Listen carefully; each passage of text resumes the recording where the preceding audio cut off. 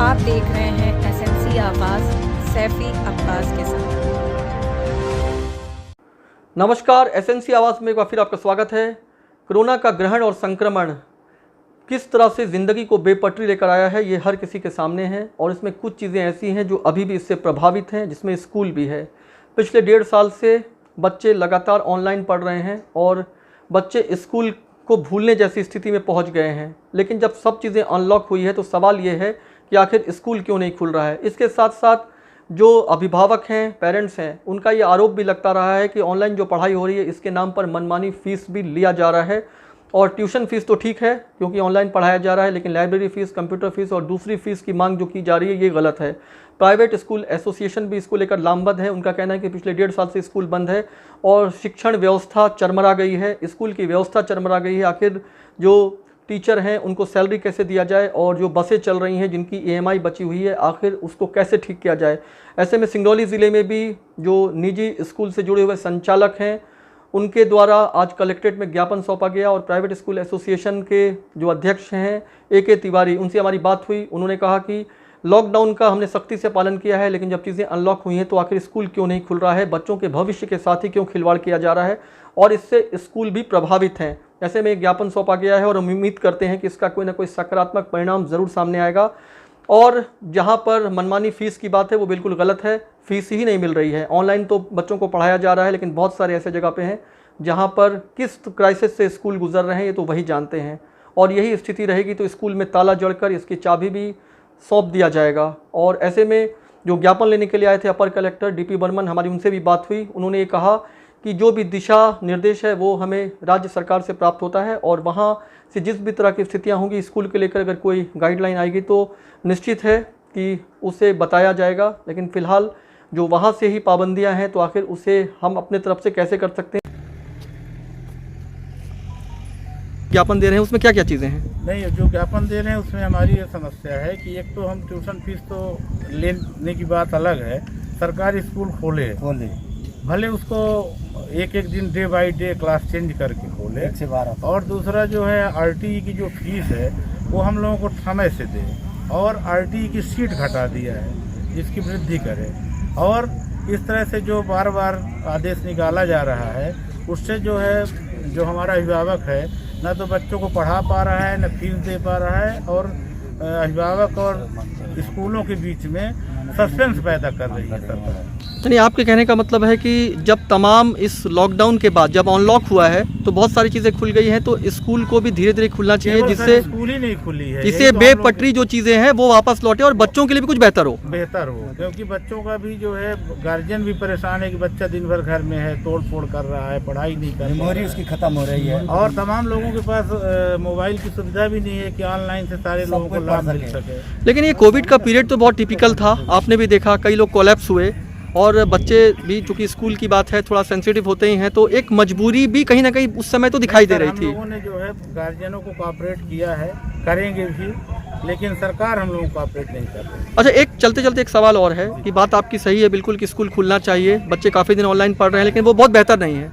लेकिन अगर ये कोरोना का ग्राफ फिर बढ़ गया और बच्चे उसके चपेट में आ गए तो क्या स्कूल इसकी जिम्मेदारी लेगा? नहीं सर, इसके लिए हम लोग खुद पढ़े लिखे संभ्रांत लोग हैं, और अगर ऐसी स्थिति होगी तो हम लोग ऑटोमेटिक खुद ही बंद कर देंगे, जैसे पहले बंद किए हैं कोविड-19 में। हम लोगों ने मार्च 20 में ही बंद कर दिया। लेकिन ये तो है ना कि आप सुरक्षा के पहलुओं को पहले से बेहतर और ज़्यादा ध्यान देंगे। नहीं सर, हम लोग उसका पालन करेंगे। सारे विभाग कर रहे हैं, अभी बच्चे अभी भी तो जा रहे हैं ना।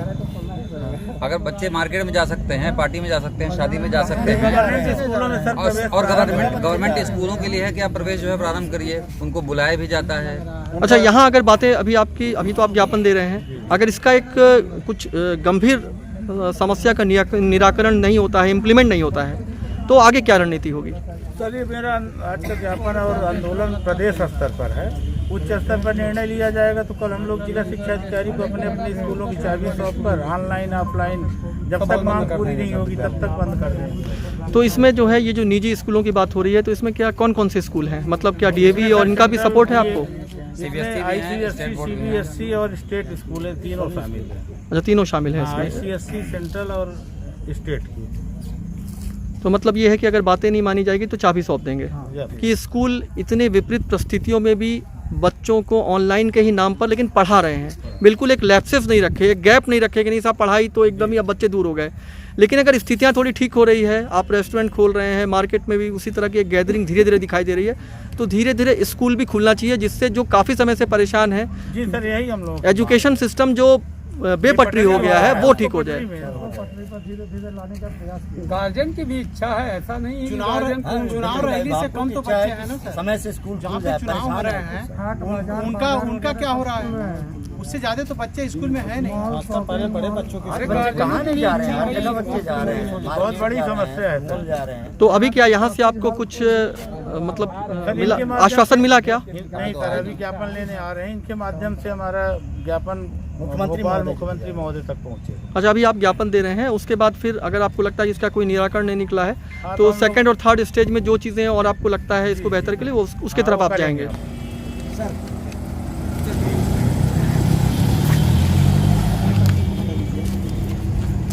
हाँ हाँ,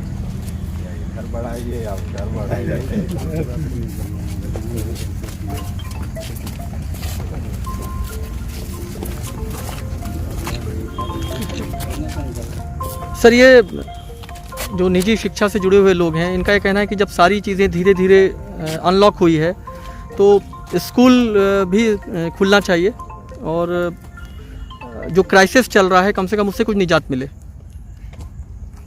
It is completely policy matter. Government will take decision. So it means you are not established any matter in local level.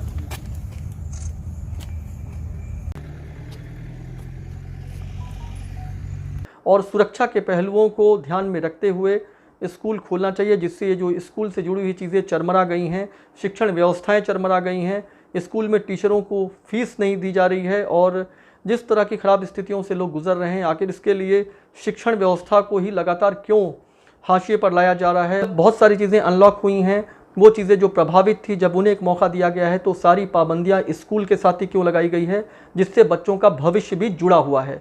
खबरों के लिए एसएनसी आवाज़ देखते रहिए। एसएनसी आवाज़ के साथ सैफी अब्बास।